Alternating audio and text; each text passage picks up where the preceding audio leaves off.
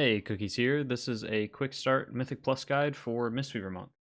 Jumping right into the talents, here's a TLDR of the talents that you should be running. If you don't want to hear an explanation of them, you can go ahead and skip ahead. This is the talents that you'll run. As far as going into each talent row and talking about it, Mist Wrap is the best option in the first row. This is just because it increases the effectiveness of our Enveloping Mist, which is a spell that we're going to be casting a lot in M+. And Chi Wave and Chi Burst just don't match because Chi Burst is something that scales with group size, and Chi Wave just is very undertuned and doesn't really provide us with very much. In the next row, Tiger's Lust, you should pretty much always be taking this because it has unique benefits that instead of just a movement speed increase, it can also get rid of things like debuffs and certain spells that enemies or bosses cast and whatnot. So it's very important to take and learn what those spells are because it gives you added utility than just a increased movement speed buff or increased, roll distance or something like that. It's like actually useful outside of that. For the 30 talent row, we have you can really take anything you want. Life Cycles will save you some mana, but it does make you kind of have to try to bounce between Vivify and Enveloping Mist to get full value out of it. So I usually just like taking Mana Tea or Spirit of the Crane, just so that I almost have like a passive mana regen. Mana Tea will let you just press the button and then spam cast Vivifies, like during boss fights, or if you're fighting, some kind of trash pack that requires you to cast a lot and like heal a lot on the tank. This provides you with like the most amount of net mana in that small amount of time. For the 35 talent row, Ring of Peace, always. There's no question at all about it. It's just such a versatile spell, and not having it in your toolkit, it will take so much away, like so much potential away from what your class can do and help with in M+. So definitely always take Ring of Peace. For the 40 talent row, Diffuse Magic is your go-to because, again, just like Tiger's Lust, this spell not only reduces the damage you take, but also can remove debuffs and important abilities and stuff like that that enemies cast throughout dungeons. So that's very important to, again, learn what those abilities are. And it not only removes those abilities, but in some cases, it will revert them onto the enemy and make it do damage, which that damage scales with key level. So, for instance, there's a pull in Theater of Pain where if you diffuse magic, the magic debuff that you get, you will literally do like 20k DPS in a few seconds if it's a high enough key. Like it's absolutely insane. So it's very, very good. The only time you would really take Dampen Harm is in a dungeon where you feel like there's little to no magic damage happening or any important debuffs to remove or redirect on enemies. I can't give any specific examples off the top of my head. If I look through them really quick, honestly, I take Diffuse Magic in every dungeon. The only one where I would see Dampen Harm being worthwhile is probably Halls of Atonement. And you could argue Sanguine Depths, but I think Diffuse Magic is still really good in Sanguine Depths. So Halls of Atonement is the one that sticks out to me because Dampen Harm is really, really good for the thrashes on the shards.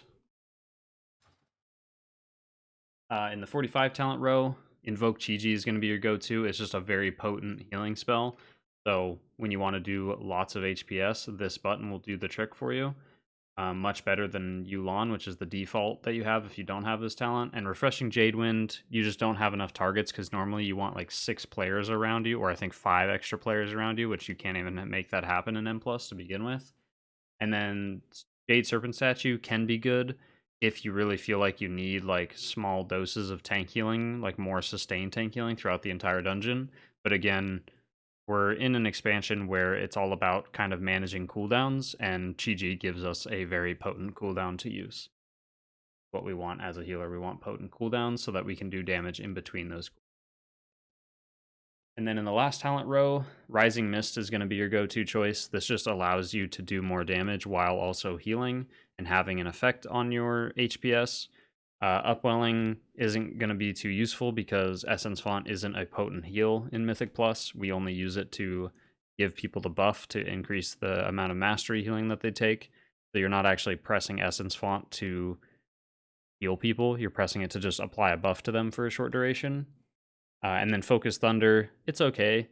If you really don't like Rising Mist for any reason, then Focus Thunder can do the trick, but it's just a weaker version of Rising Mist because Rising Mist is essentially giving your Rising Sun Kicks a big buff when Focus Thunder only buffs the next 2 spells that you cast every time you press Thunder Focus T.